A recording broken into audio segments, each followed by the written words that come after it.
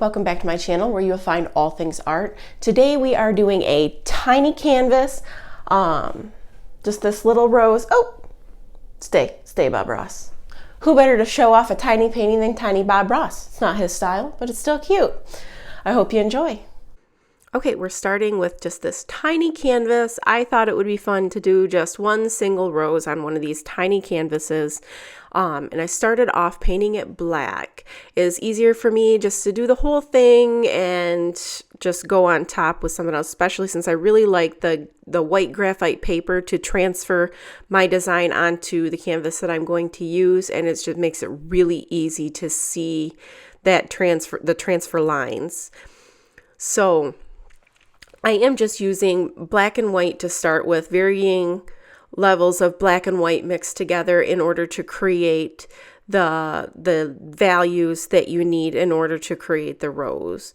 Because that's basically the main thing when doing a rose, is creating different levels of shadow and lighting in order to create each of the petals. I am using the zero liner brush to do most of the coloring in, and a slightly larger round brush to blend out the shadows. I am going to be creating a basic acrylic like beginner guide in a little bit, so make sure that you like and subscribe so that you will see that video and you will have a better idea of what I'm doing here when I release that, because it's a little bit challenging to learn how to use the different brushes to manipulate the paint.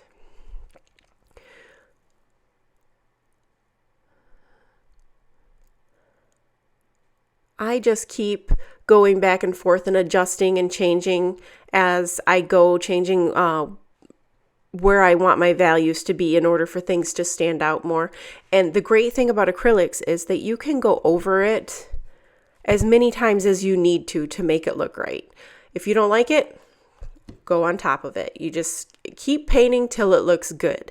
And a lot of times, the main thing that discourages artists is that they don't like where it's at, and they don't think that they're going to get it where they want it to be. That is not the case. With acrylics especially, they're very versatile. You just go on top with something else. Something opaque, go on top of that, and you've got a whole new layer. You'll never even know that other layer was there. So if it doesn't look good, just keep going. A lot of times people just give up because they get discouraged. But I have a secret for you. It doesn't matter how good you get. At some point, probably several points during each painting, you're going to hate it. You're going to think you're the most horrible artist in the world. You're going to think, oh my God, why should I try? I have to give up. Don't listen to the voice. Trust the process. Keep going. If you keep going, there's nothing to stop you. Eventually, you're going to make it look good. It may take longer, and the more you do it, the less time it will take, the better you'll get at it. But you have to keep going in order to learn how to make those things happen. And if it's never ruined, just keep going on top of it. So that is basically what I'm doing here. I just keep reevaluating where I want those highlights and shadows to shift over on the petal in order to make it look like it's folded out the way I want it to. And you just keep doing it till it looks good. And I actually change the shape of the top of the flower towards the end because I just don't like it.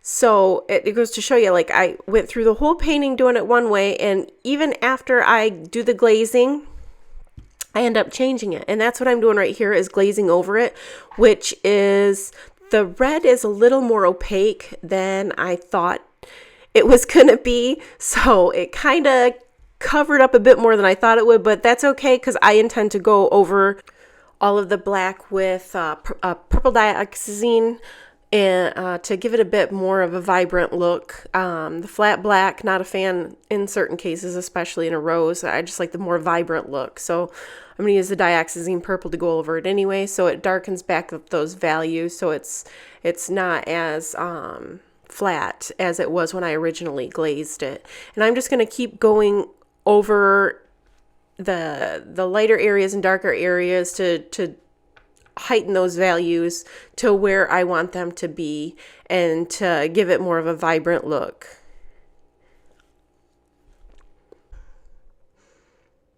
I'm going to finish kind of molding these into the shapes that I want them to be in.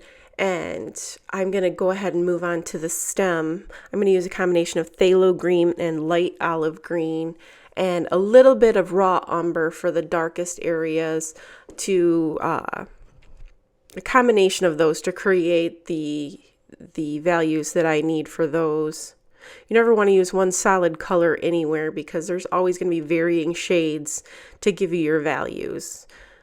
If you have troubles with values, switch your stuff to black and white and it will give you a better idea of what you're working with those, and it makes it a little bit easier.